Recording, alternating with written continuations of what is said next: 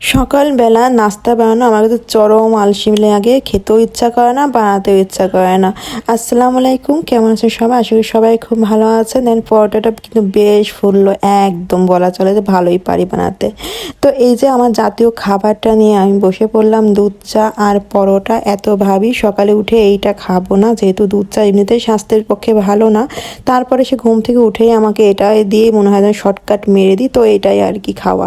তো এইভাবে গল্প করতেছিলাম যে যদি মা থাকতো তো সবজি মবজি খাওয়া হয়, একটু ভাজি ঘন্ট ভর্তা যেটা দিয়ে সকালটা রুটির সাথে বেশ ভালো যায়। কিন্তু নিজের বেলায় ওইসব করার টাইম পাই না, আর ছেলেকে সময় দিতে হয়, যত তাড়াতাড়ি পারি ব্যাস মুখে ভরিয়ে ফেলি, খাওয়া শেষ হয়ে যায়। আর এইভাবে আর কি চলছে। তো এই যেখানে নিয়ে আসলাম টেবিলে, যে পরোটা একটু রুটিও করলাম, একটু ডিম পোস্ট করলাম। এমনিতে শাক শুক আমার একদমই অপছন্দ লাগে, বাঁচার ভয়। তারপর আবার কিনে ফেললাম, এখন কি করার, তো কুটে বেছে পরিষ্কার করে রান্না তো